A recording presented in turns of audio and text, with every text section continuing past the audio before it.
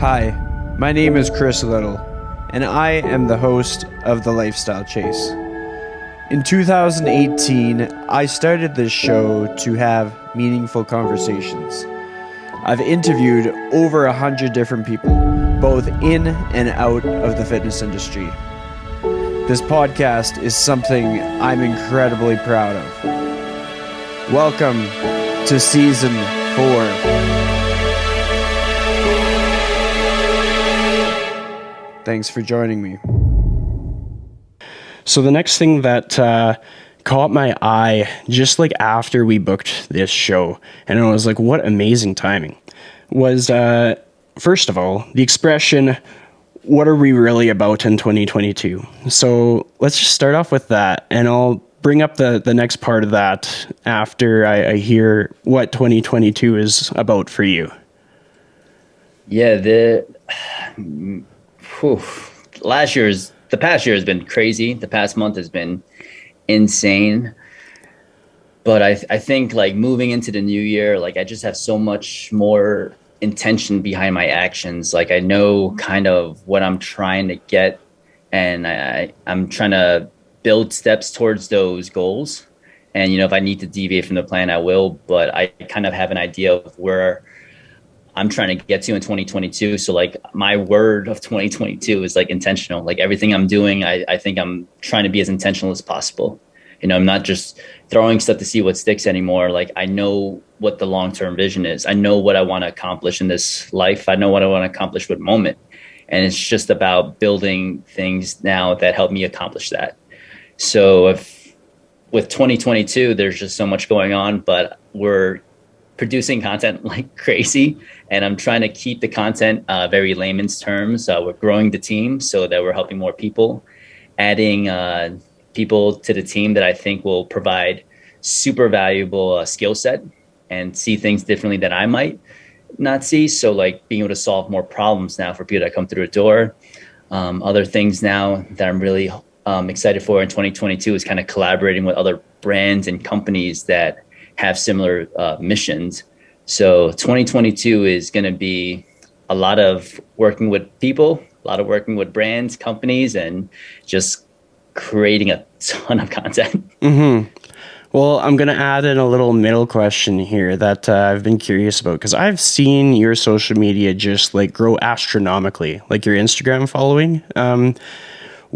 What contributes to that? Like, I'm not someone who gets hung up over having a whole bunch of followers, but I am someone who sees quality over quantity, and I see you consistently put out a quality effort, and then that translates to a larger community. So what are the efforts that converted the most as far as like following goes? I think it's meeting people where they're at, right? Like I just recently got on TikTok, and I was like, I would never get on TikTok, but some advisors, business people have said like, it's a great way to just get your reach out there. So the one thing I would say is like, don't get too emotional about how your content's delivered, as long as it's something that you really stand by. So a lot of people would be like, oh, don't post like exercises for, groin rehab because, you have to take account the whole person. I'm like, well, I'm not telling them that this is their complete, rehab plan. All I'm telling them is that this is some of the things you might see if you're going to rehab a groin, or like, these are exercises that you probably should be doing if you're rehabbing a groin. And providing as much context as I can in the caption, and telling people like the context is in the caption if you want it. So now I can deliver content for people that just might want some examples for their training. And I can provide content that, people might just want a little bit more information on how to incorporate in their training. People that want to dive a little bit deeper. Now we've got like TikTok, and it's like people that just want to see exercises. Like what do PTs or like people that work with very performance driven individuals do? Well, this is what we do. That's what TikTok's for. I'm not going to try to showcase my evaluation on TikTok. Instagram gets a little bit more, people that might want to learn more. And now we've got LinkedIn and YouTube where it's longer form content. It's like you're sitting down and you might even take notes, but I'm going to show you and explain everything that I do on YouTube and LinkedIn, because that's what it's for. So I think the biggest thing with growth is like understanding what the platform is for, what kind of demographic you're reaching, and supplying or providing and curating content for that specific demographic and what the platform usage is typically utilized for. So social media is something that that's one of the buckets that I have that I put a lot of effort into, but I'm always looking to improve. When you're strategizing like your progressions or you're strategizing your plan of action, like what's your approach? Like, how do you know that you're going in the right direction? How do you like map out your creative, just vision for things? There is no plan, which is crazy. And I should probably become more intricate, right? But I'll give you an example of like, for me, it's not about doing things that have been done already. It's just doing things that, I want to do. So we have a YouTube video coming out. It's me eating 3 different tacos and debunking 3 different back pain myths. And it's like, I don't know how I thought about it. I was with my content creator. I'm like, listen, we're going to debunk some back pain myths. And I'm like, kind of hungry for some tacos. Like, you want to make this a thing? Like, perfect. We're going to create that video. So that video is currently being processed and we'll upload it on YouTube. I think another way creative wise is like, what problems did I solve this week for people? And let me give the context behind how I solve those problems in a caption. And then another thing would be like, what did I not like on Instagram that I saw? Instead of just like adding more negativity in a space, like, hey, you're a dumb, whatever, insert curse word, and just arguing, wasting time. How about I use that time and curate content that would be a little bit more informational and more positive? And it would confuse people less, right? Like, people don't learn from arguments. People learn from content and having discussions like adults. So those are like my 3 kind of inspirations. One is just on the fly. One is, just thinking about the problems I've solved that day or that week. And the third one is like, man, I did not like that post or that narrative. So let me create a content around it. Yeah, well, I mean, your reaction, like that third piece, just seeing something that you don't like and just like using that to inspire your positive reaction, I guess, is more people need to do it. Like, to be honest, we have opportunities every day to show up to what we're passionate about and to lead by example that sometimes we don't take because we're too like butthurt and we have to like bring somebody else down to the level that we've dropped to. So I hope that people aspiring to be better see that there's inspiration to be taken even from things that frustrate us. And honestly, like the whole like taco in the YouTube video thing, like that is how it's done. Like, you can't overplan things. Like you have to kind of be authentic to what you're feeling in the moment to do things that people can latch onto. Like, if people can see that you're truly doing what you wanted to do that day, they're going to want to watch it. If they see that you're doing something that you thought people wanted to watch, they're going to hesitate on watching it because they're going to think that you're doing something to like manipulate them or something like that. But the other thing that I wanted to highlight and talk about and celebrate truly is you are working with Bodybuilding.com. That's like something that is incredible. I want to hear about it, how it came to be, what you're excited about, and what it involves. Yeah, Bodybuilding.com had reached out beginning of like December, I want to say. And I remember, you get those messages on the corner from people that don't, it's not like I don't want to say I don't follow Bodybuilding.com. I knew what it was. I just like, it hasn't been something that I've been interested in recently, especially since I started Instagram. So when I saw it, I was like, Bodybuilding.com messaged me. And I was like, oh, wow, they want to talk about opportunities about collaborating. So we, scheduled a call and it was, they were just talking about how they wanted to create a different image, right? Because bodybuilding.com is typically thought of like, hey, supplements, workout plans and stuff like that. But they're trying to make it for everyone, make it more inclusive. If you're a runner, maybe you can benefit from some of the endurance content. If you're in pain and, you can benefit from some of the rehab content. So what I'm doing and collaborating with bodybuilding.com is I'm just a coach and I'm curating content for them. And I had one term for that contract. I just wanted autonomy. I didn't want to be told what to put out because that's the biggest thing for me, right? If I collaborate with a brand, it has to be something that either resonates with me, their mission, or it's got to be something I use all the time. So if I put something on my story, it's something I truly believe in. And if I, had the opportunity to collaborate with a bigger brand and it was like, okay, you have to do these posts and say this narrative, it would be a no for me. Because to me, that's, again, just short-term thinking. Like, yeah, maybe financially I'm better in the next month or two. But now I'm thinking like, man, there might be thousands of people consuming this content and it doesn't represent who I am. And it doesn't represent what I want people to believe about themselves. So it's not worth it for me.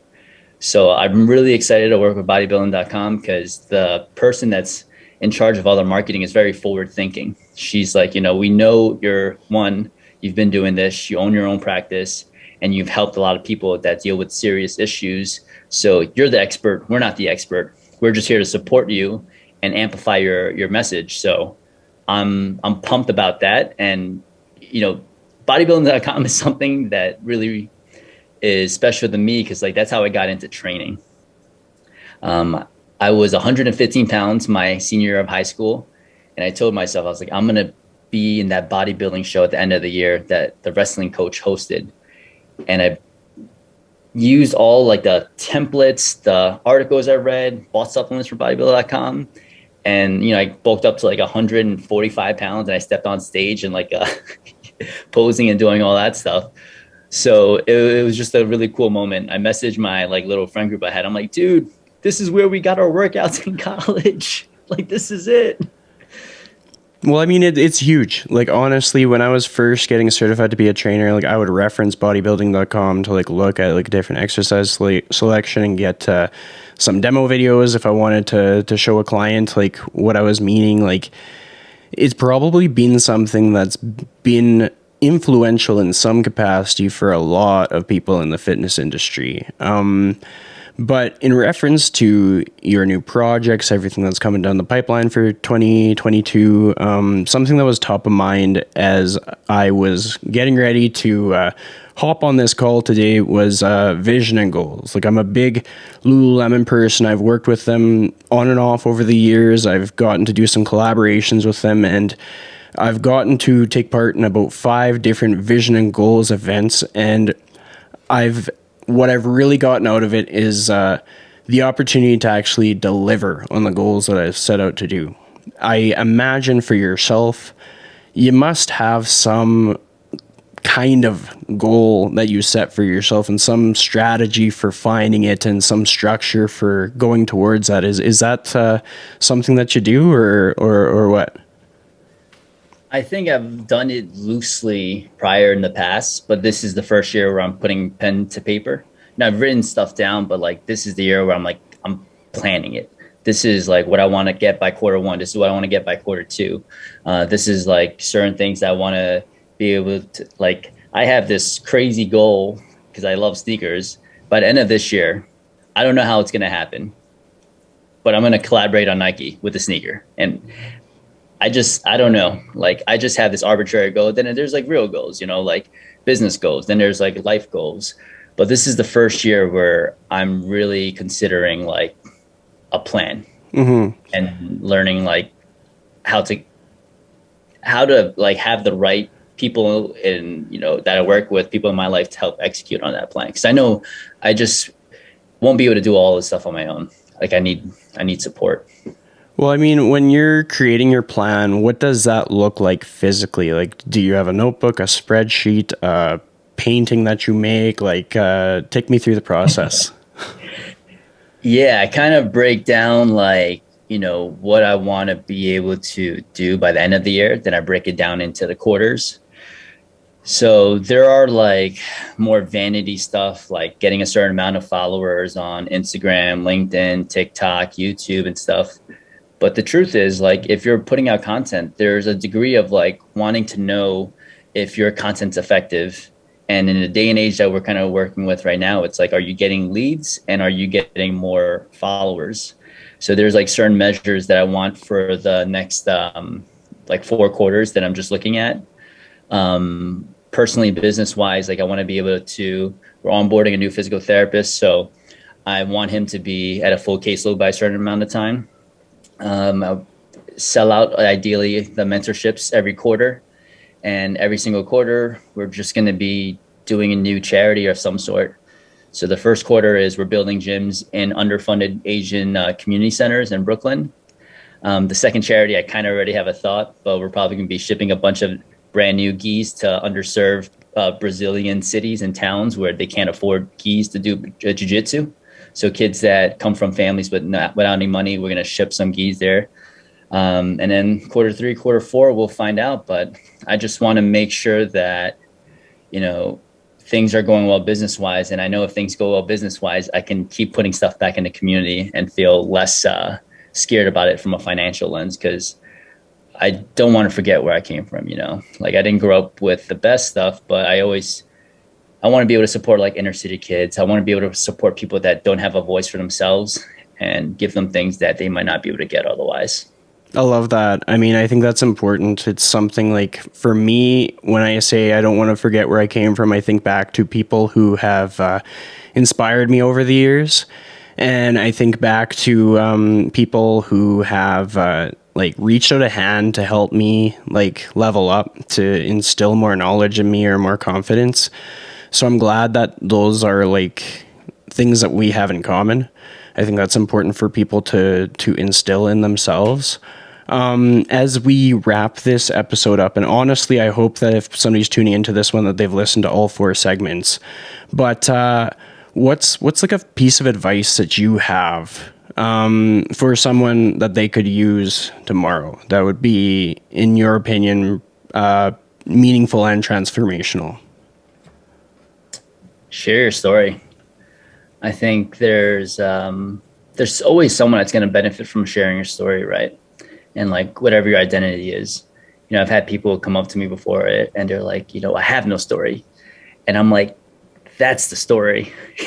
You're someone without a story that's trying to create a story, but otherwise, like, I just think you have to, and you got to play the game. And the game right now is creating content and curating content, and everyone's a brand and everyone's like a media company. And the quicker I think we latch onto that, the quicker, I don't want to say you'll get ahead, because it's not like some sort of race, but I think more opportunities arise when you seek out ways to create and do things in your field that other people might not be doing, and it's sometimes it's just the risk. I might be eating 3 tacos and telling 3 back pain myths, and there might be only 2 people that watch it. But also at the end of the day, I'm like, I had fun making that content. So don't be afraid to just tell your story and make sure to have fun while doing it. I think that's the most important part. Mm-hmm. Well, I mean, that little piece that you left there with like, what if 2 people watch the video? Like, I've been doing this podcast for years now, and I haven't hit my stride yet, but I have faith in the process. My eyes are on the prize. And like, one day someone is going to stumble across this and they're going to listen to more than one episode. And then they might tell someone about one of those episodes. And then that ripple effect will have made all of those years of work worth it. So I hope that people take that advice. One more thing that I'm going to ask you that kind of popped into my head as we're talking about the momentum of 2022. Let's say that things fall off track and they don't go as planned. Who in your life helps you, pulls you back up and says, look, man, like, get back after it. Like, what you came to do, go do it. That's got to be a toss-up between my girlfriend and my dog. So how is it your dog? Like, I know dogs are like, we don't deserve dogs. They're so incredible to like how they can impact a person's like well-being and morale. But like, just explain both cases. I understand totally how they would be like your closest supports, but let's kind of hear about how they've helped you in the past. Yeah, I mean, I have this like unrealistic belief in myself, and I'm very overly positive, optimistic kind of person, and sometimes I can get down on myself. My girlfriend is probably like more realistic. I'm unrealistic, positive, and very optimistic about stuff. My girlfriend's a little bit more unrealistic and like, hey, like that probably won't happen the way you're probably gonna tell yourself, but I just do it anyway.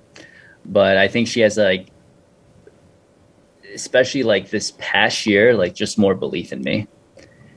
I'm that friend or that person that you know that has a new idea every day, and it almost like annoys you.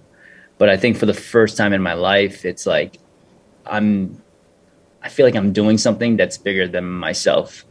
Like I'm not doing it just for me anymore, so I could, buy a new pair of sneakers or put myself in a better financial situation. Like to go back to the point of like maybe two people watch that taco video. If they watch that video, they feel better about their back pain and they decide to avoid surgery and they live better. That was way worth paying the content creator and doing that video. So I think, if anyone's going to pull me out of it, it's going to be probably my girlfriend. Like she's supporting me all the time and she knows I can be absolutely ridiculous sometimes in the things I want to do, but she's always there. And, in terms of my dog, like if you're a dog owner, like they can't talk to you as a human, but they could talk to you. And they're just like, it's just so cool to come home to it's just so cool to come home to someone or somebody that really just is happy to see you. And I feel like when you think about it from like a big picture perspective, like doesn't matter how many followers, doesn't matter how successful everything is from external perspective. Like when you come home, are you happy to be home? Are the people happy to see you home? And can you just enjoy a life without those things? And I think that's super, super important too. I love that. And honestly, you're going to probably get some dog owner trainers crying with that little anecdote there. But to keep us on track for time and to be respectful of your time, how do you want people to find you? Like I'm going to have all your Instagram stuff attached. If they look on YouTube, your handle is going to be over your video feed there. But how do you want people to track you down? Yeah, I think the best way to kind of track me down, which is kind of be through Instagram at Dr.AndyChen. You'll see what kind of coffee I'm drinking, what kind of beer I'm drinking, and food I'm eating, or just everyday kind of stuff. So that's where I typically am the most active. That's awesome. And I mean, like, there's been genuinely so many takeaways in this episode. So I just want to say thank you for making the time to be on the show. And I hope people go and check it out and like take notes because there's going to be a lot of nuggets to learn from.